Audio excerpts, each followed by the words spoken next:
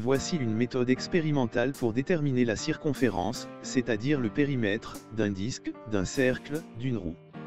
Le principe est de développer, c'est-à-dire de dérouler, cette circonférence pour pouvoir la mesurer. On marque un repère de départ sur le disque et sur le support. Puis on fait rouler, sans glissement, le disque sur le support d'un tour complet.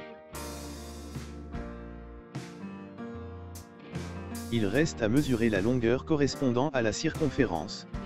Attention, la mesure obtenue reste une valeur approchée de la circonférence. On peut utiliser cette méthode pour des disques de différents diamètres.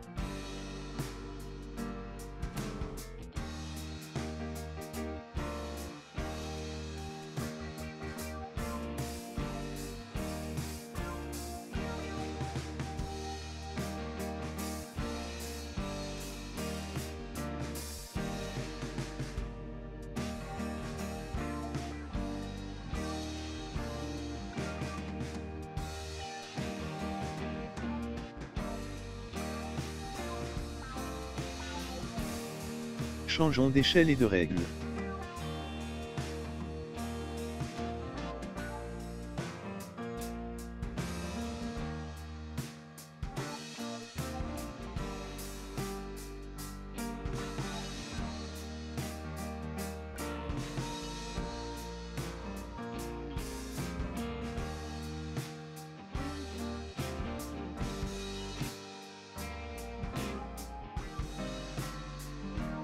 On peut alors observer un lien entre périmètre et diamètre, en divisant le périmètre par le diamètre.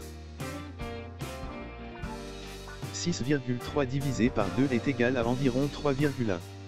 Par conséquent 6,3 est environ égal à 3,1 multiplié par 2. 9,4 divisé par 3 est égal à environ 3,1. Alors 9,4 est environ égal à 3,1 multiplié par 3. De même pour les autres résultats.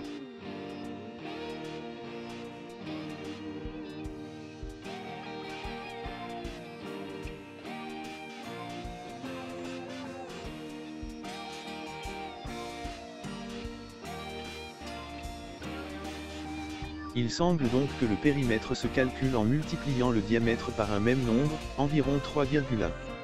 On dit que le périmètre du disque est proportionnel à son diamètre. Ce nombre environ 3,1 est appelé pi. Par d'autres techniques, on a prouvé que pi est un nombre irrationnel, c'est-à-dire qu'il ne peut pas s'écrire sous forme d'une fraction, qu'il a une infinité de chiffres après la virgule sans répétition. On a pu déterminer que pi est environ égal à 3,141592. Actuellement le record de calcul de décimales est de l'ordre de 31 000 milliards de chiffres. On retiendra. Le périmètre d'un disque, ou circonférence, est égal à pi fois le diamètre. P égale pi fois d. Ou encore, en notant r le rayon du disque. P égale 2 fois pi fois r. En pratique, pour pi, on peut utiliser une valeur approchée de 3,14. Pi intervient aussi pour le calcul de l'aire du disque. L'aire est égal à pi fois r. Soit encore r égale pi fois r au carré.